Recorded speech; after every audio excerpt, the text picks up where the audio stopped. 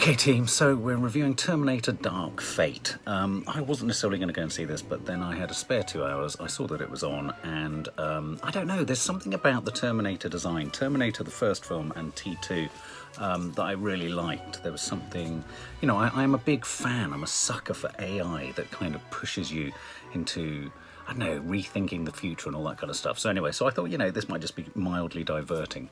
And I quite enjoyed James Cameron's produced Alita. So I thought, given that, again, this comes from the stable of James Cameron, not quite in the director's seat, that's afforded Tom Miller, from who directed Deadpool.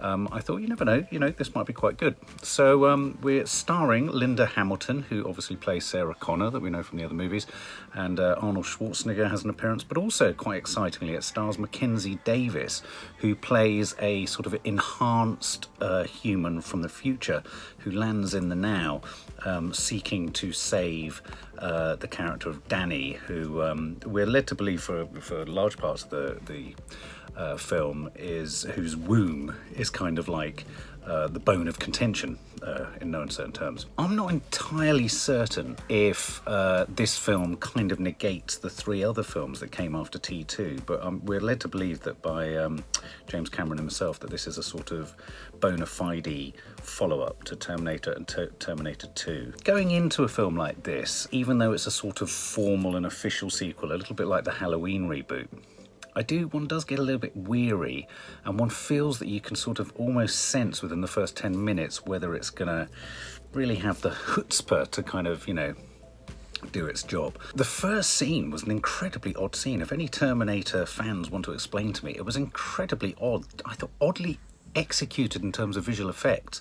The first scene on the beach side that then sort of faded through it. Was it purposefully meant to look quite sort of computer gamey done? I was expecting us to pull out and see a computer game. Anyway, the beginning footage I found really arresting, with Linda Hamilton sort of squealing and screaming and going through all sorts of agonizing kind of footage that's been treated. I like all that sort of stuff.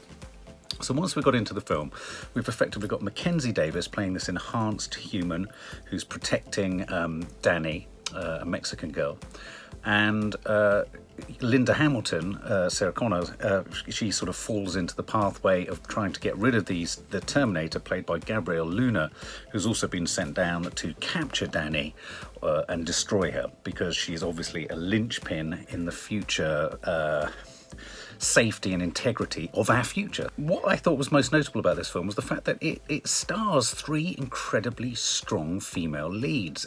Natalia Reyes plays Danny, the Mexican girl. Mackenzie Davis from Blade Runner 2049, who I thought was absolutely sensational in that. She didn't have a major part, but the part that she played was really rich. And Linda Hamilton, who obviously comes from the other Terminator films. And really the film revolved around those 3 for the vast majority, and at times I was thinking, how is this going to actually float with a sort of predominantly male audience? Because it was sort of unusual. It was almost, I almost wondered whether we were watching a sort of watershed moment in terms of strong female action heroine characters, you know, at the heart of a film. I mean, Arnold Schwarzenegger obviously comes into it. He reminded me a little bit of, he's in the same sort of retirement patch, probably on a plot of land just down the road from Robert Downey Jr. in Avengers Endgame. You know, he's decided just to chill out with a wife, hanging out, bit of gardening, all that sort of stuff. And he gets pulled into the sort of latter half of the film. Now, I thought the arrival, or the landing of Mackenzie Davis into the real world was really nice.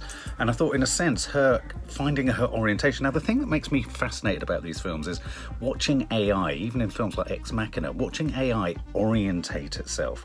Because in that process of it trying to work out how it's going to fit into the real world, therein hangs everyone's fate. You know, even if the sort of augmented human, which is kind of a bit of AI, you know, Mackenzie Davis's character, you know, they're kind of trying to work out, so who's safe? Is anyone safe? The police safe, or whatever? So Mackenzie Davis lands splat. What would you do if a naked lady as attractive as Mackenzie Davis landed splat? You just think, my God, what is this? So, and then she proceeds to look out for Danny. Now, Gabriel Luna, who is the Terminator in this, is a sort of hybridization of all the other Terminators we've got to know. There's the sort of exoskeletal kind of structure that's just impermeable and can't be damaged and just trudges around. But then there's also this liquefied stuff, not entirely dissimilar to the liquefaction effect in Venom.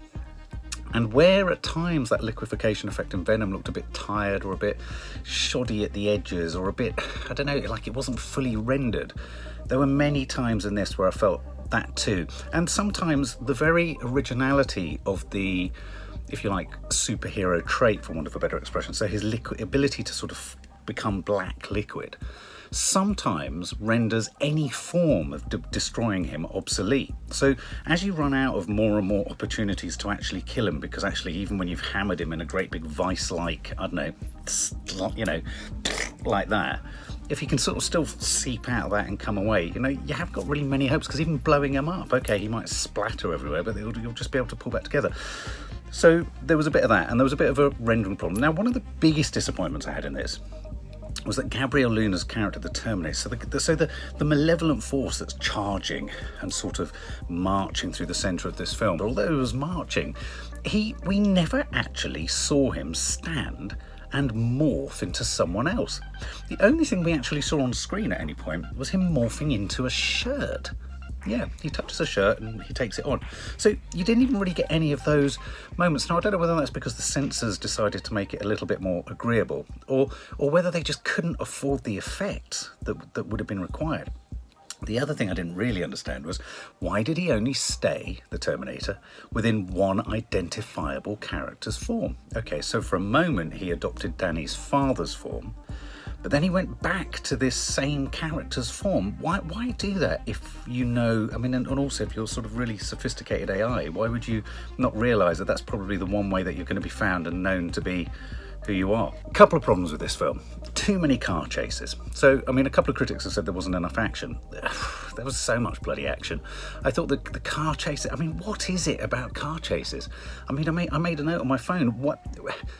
Again, with car chases, there's only so much and to so many places you can take them where they can remain exciting.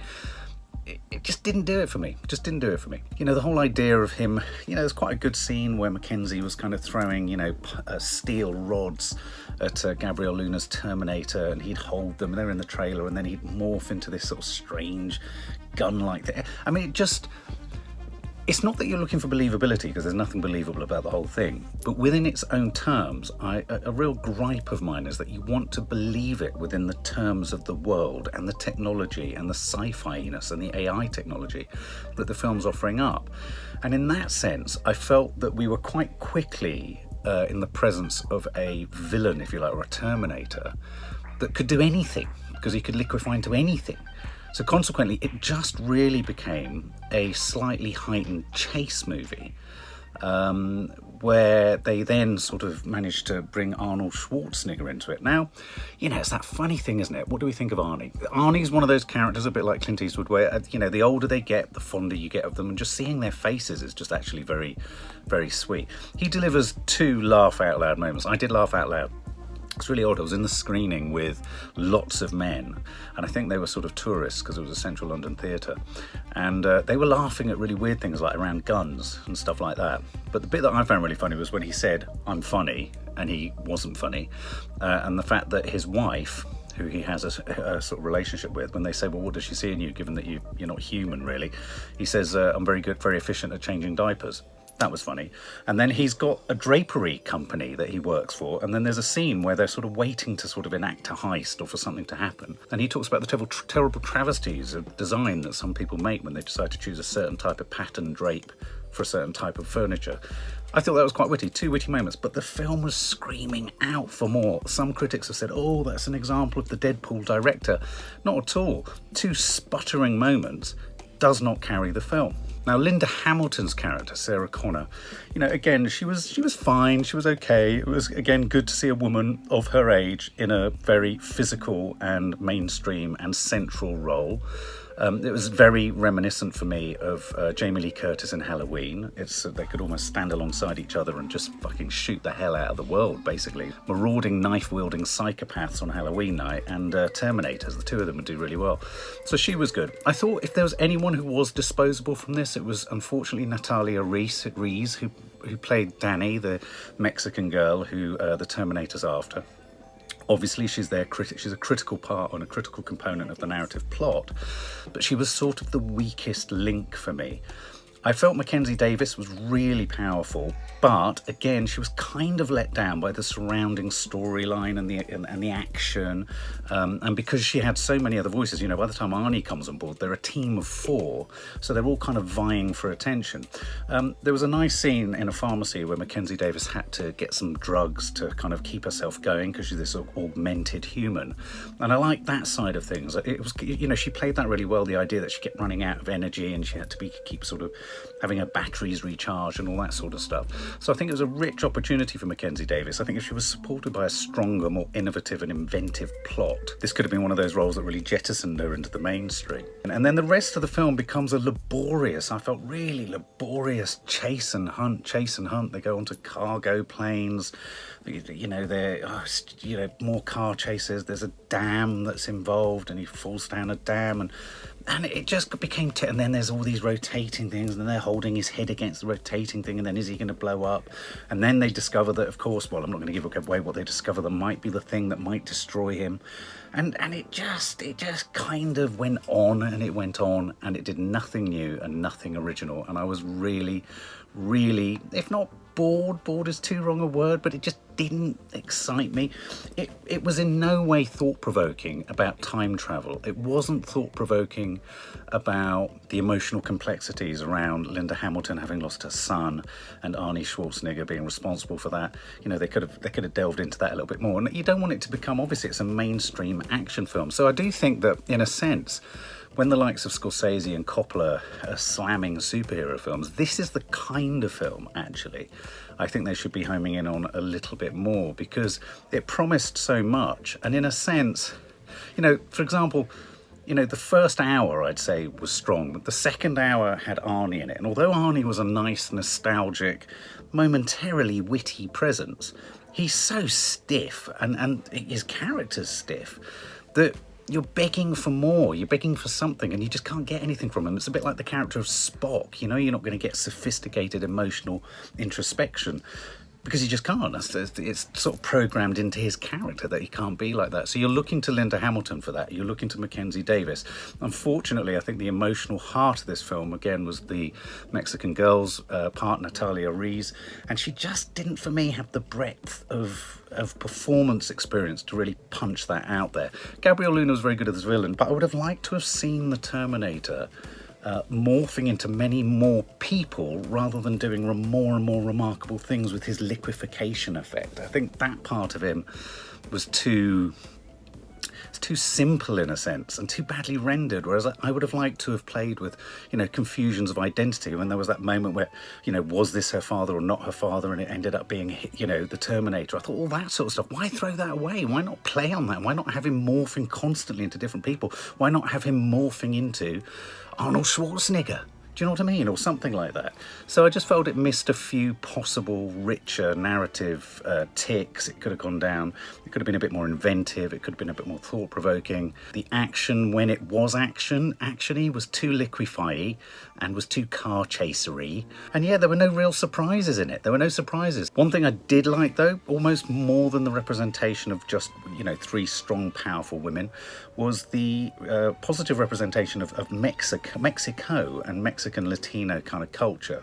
I think it was really nice for it to be just naturally embedded within a Mexican world, you know. Okay, it was near the border. Yes, there was the whole thing of getting across the border and all that kind of stuff.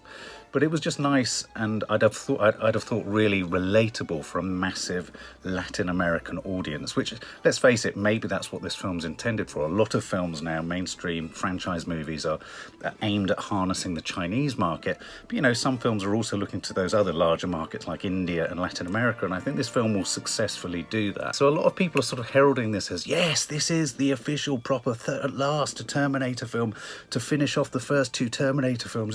This is the proper 3rd Terminator film. Well, it might be, but give me the first 2 any day of the week.